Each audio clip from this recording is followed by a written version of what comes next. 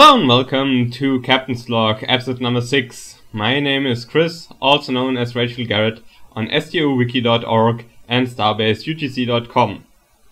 This week I don't have the camera handy, so this will be more a traditional podcast rather than a video podcast with me in front of the green screen, but I hope to illustrate what I'm talking about with some stills and some in-game footage. So this will be an adequate podcast nevertheless. So let's get going with some Trek news. So this week I don't have any dedicated Trek news. You know that the Star Trek The Next Generation Blu-ray box set is out. I don't have that yet. When I have, I will review it for you. But this week I don't have any Trek specific news, but I do want to point you to a project called Space Command, and that was recently funded via Kickstarter, and it features Star Trek and Battlestar Galactica special effects veteran Drexler on the team, and I will post a link in the show notes to this very ambitious indie project, indie movie, and I'll keep a close look on that one. And if you want to learn more about that project, go and visit pledgespacecommand.com. So again, this is all for Trek news this week. Let's continue with gaming.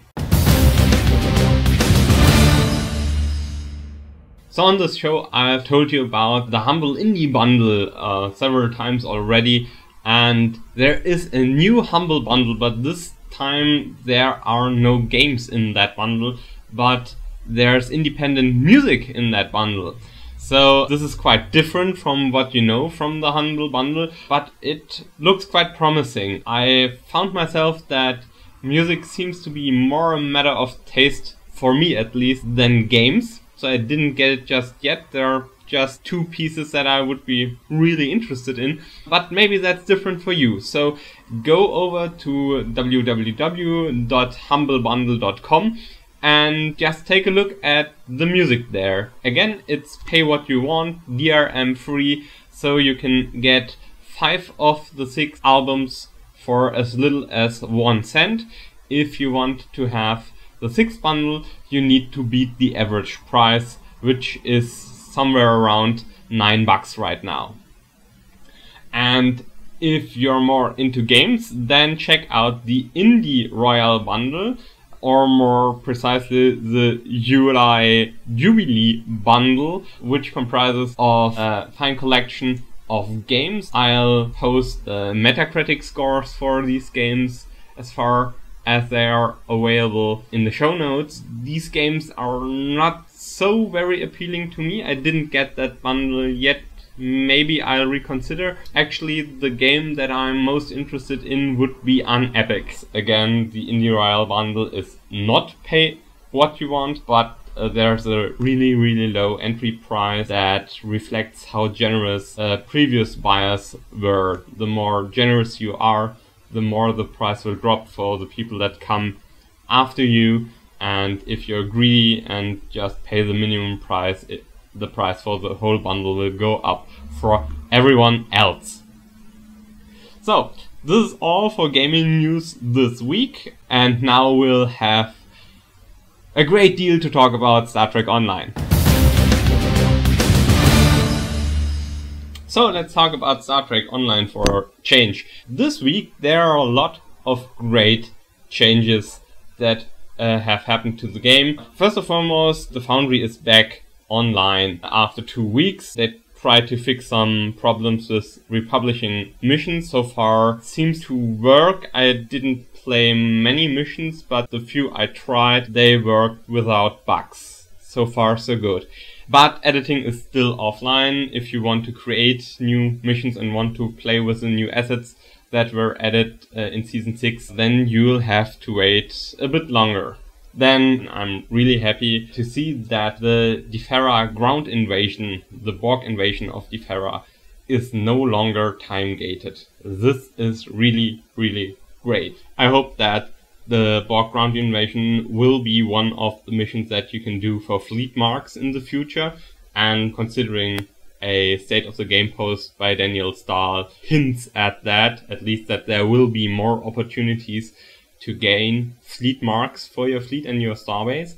I think this is really great. The Borg invasion of Defera was great content from the start, and I'm really happy to see that now you can just go there with your team and spend some time in that invasion zone and finish some of these really fun missions. And now that I'm back from vacation, I had some time to take a closer look at fleet progression and also the new Nukara ground zone.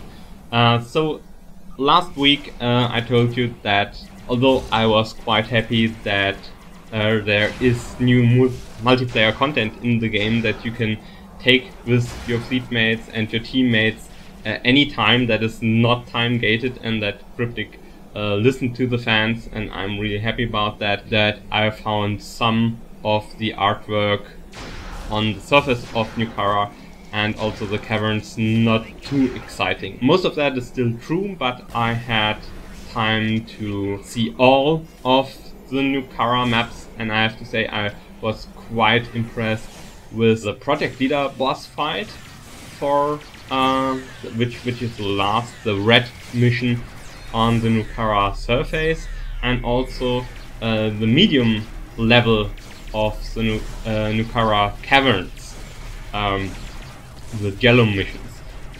These were really nice, and I'm not quite sure why the rest of the environment is not as appealing, to me at least, as these two environments, but they were really great, and I hadn't seen these when I recorded last week's podcast. Yeah, again, I still feel that yellow missions should be harder. This week I managed to play all but the boss fights on Nukara by myself and soloed through them.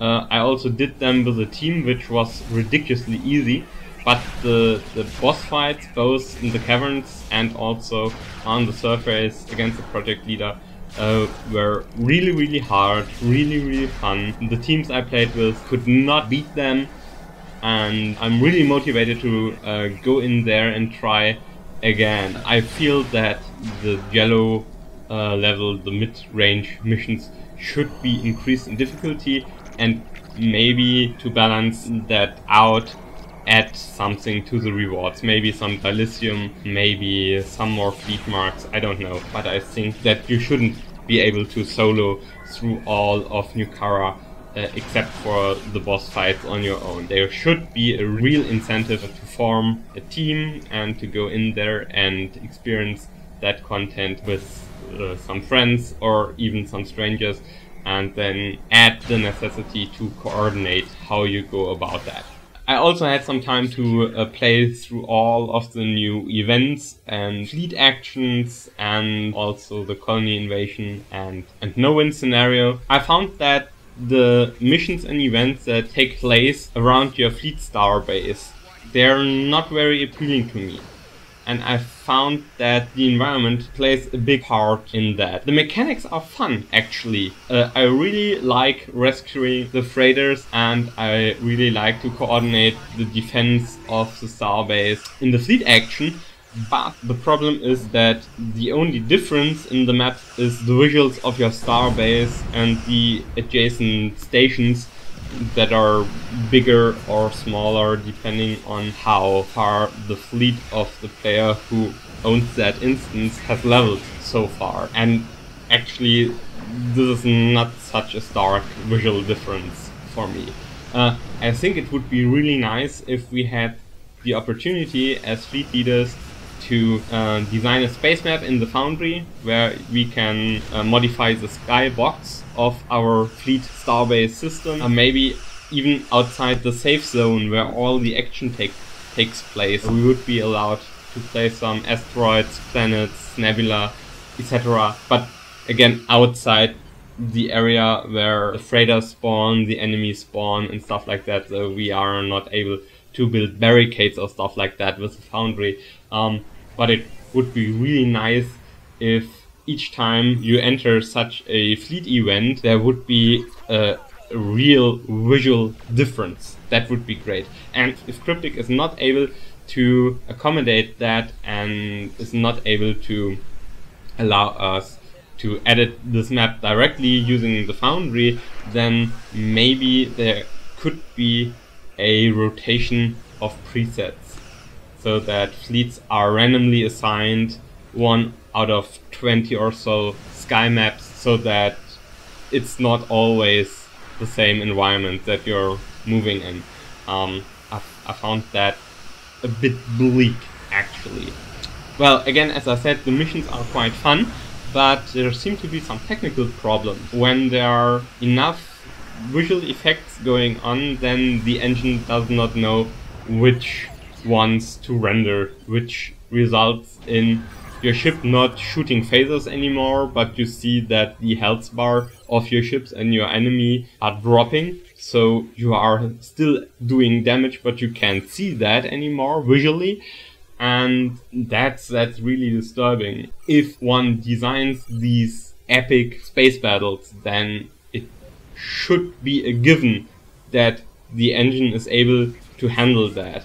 On my system, I have maxed out all the visual presets, and still it happens quite regularly in these new events that I don't see important powers being launched. So I don't know when my ship is being attacked by a neural warhead, and I'm wondering, why are my shields dropping? And the next minute I'm wondering, well, why did my ship blow up? Because I was not able to see my ship being attacked, and I hope that this will be fixed pretty soon, but I fear that this could be a real problem for Cryptic technically. Could very well be that this limitation is very deep in the engine. I don't know how Cryptic's engine is built, but I know some other engines. This could be a bug that we might need to live with for a very long time, and this is really sad because, as I said, the events themselves are quite fun. I've played all of them 3 or 4 times in the last week, and until now it doesn't feel like a grind. Actually, challenging, and each time I play the blockade mission I try to rescue more freighters than in the last session, and this is really fun. Yeah, last week I told you that there will be new featured projects, and well, the first featured project has wrapped up for the Starbase, which was a cosmetic upgrade. And I have to say, although there's a lot of criticism on the forums and on the website, this is actually how I figure a free-to-play model could work without upsetting the game balance, because these are cosmetic upgrades and they only cost dilithium. The cost is 200,000 dilithium that you have to collect 2 weeks to unlock that special project and to unlock the project space in order to be able to slot the next featured project. And first of all, 200,000 dilithium are obtainable in a 2-week period, and that shouldn't be a big problem.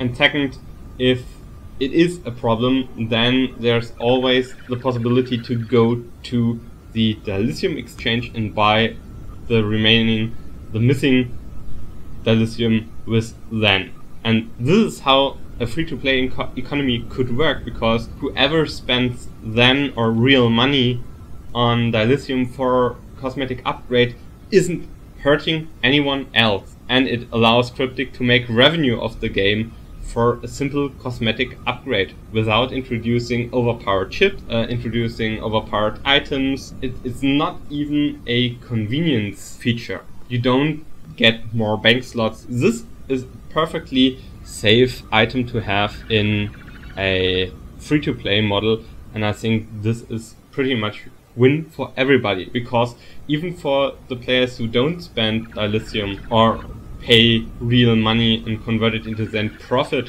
from these projects being out there, because they put a drain, they are a sink for dilithium, and on the dilithium exchange the price for then stabilizes. I don't know if you kept track of that, but the price for C points and now then kept rising. And obviously that was because there was too much dilithium on the market and too few players willing to give money to Cryptic in order to buy dilithium, because actually there was not much to buy for dilithium up until now. And yeah, so I think this really strikes a good balance. I really like these feature projects because the fleets who are playing the game will have no problem obtaining 200,000 dilithium. The people who are lazy but are willing to pay money for it will have no problem getting that much dilithium on the dilithium exchange, and everyone else, even people who don't participate in the fleet system, profit because it stabilizes the then price on the dilithium exchange. So win for everyone. So, well, after saying so much nice things about Cryptic this week, I have to balance that out, and that is the environmental suits. I don't know who figured out the pricing model behind it and also the binding rule for these items. So before I start rumbling, these are the facts. Last week, the environmental suits from First Contact were added to the C store. And there's also a variant for Klingons that we haven't seen yet in the show, and actually these look pretty nice. The problem is the pricing. These suits come for a price of 700 then. This would be a bit pricey, but still somewhat okay if that were an account-wide unlock. But it is not. It is a pay per character unlock. Well, let's compare it to the melee weapon pack, the old weapon which served the same purpose. You get a unique weapons model and you have some really nice stats, but nothing overpowered.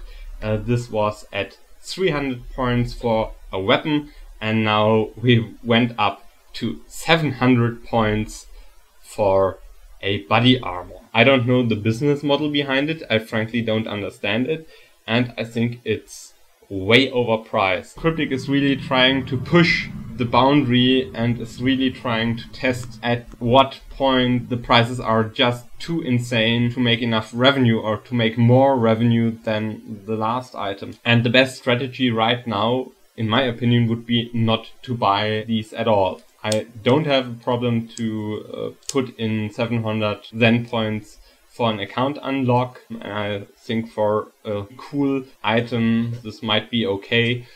So then there was a state of the game by D-Star last week. Nothing too excited in the state of the game. You should know pretty much everything that's in there if you have been following this or any other podcast out there. For me, the biggest piece of news was that there is a commitment to get Season 7 out in 2012. I'll put a link to State of the Game in the show notes.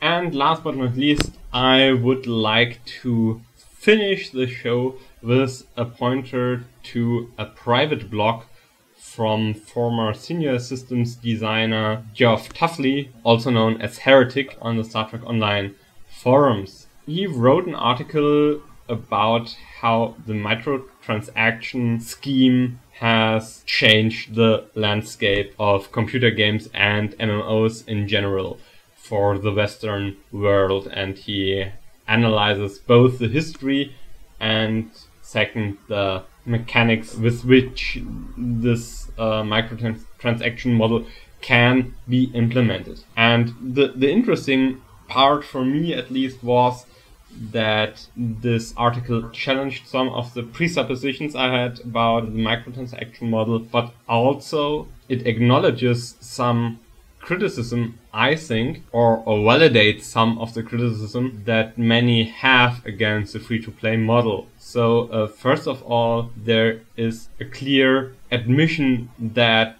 microtransactions tend to pay for power. He would like to replace pay to win, the pay to win phrase, with pay for power. But he acknowledges that such an effect exists within the microtransaction model. And the reason for that, in his opinion, is that cosmetic items in microtransaction stores, purely cosmetic items, do not sell enough to support a game in the long term, to support long-term development and improvement of the game. I would like to read 2 quotes, and we have seen these in Star Trek Online, I think. Third, so long as there is some way, no matter how obscure, difficult or time-consuming, to obtain a benefit in-game, players are generally willing to accept its inclusion as a microtransaction, essentially considering it a sort of convenience cost, since it is technically possible to acquire that benefit in-game. And then another quote from Geoff Toffley's article: fifth and finally, it is possible to offer paid for power items that are very marginally better, say up to 10 or 15% superior to other items and benefits otherwise acquirable in-game. That will be acceptable, albeit more reluctantly. I've put in the link to this blog article in the show notes, and you can read it. I encourage you to take a look at it. It's a most interesting read, especially because it's an article written from the point of view inside the gaming industry and also from a former systems designer from Star Trek Online. So this is all for this week. I hope you enjoyed this podcast, and I hope to see you soon. Good night and good luck.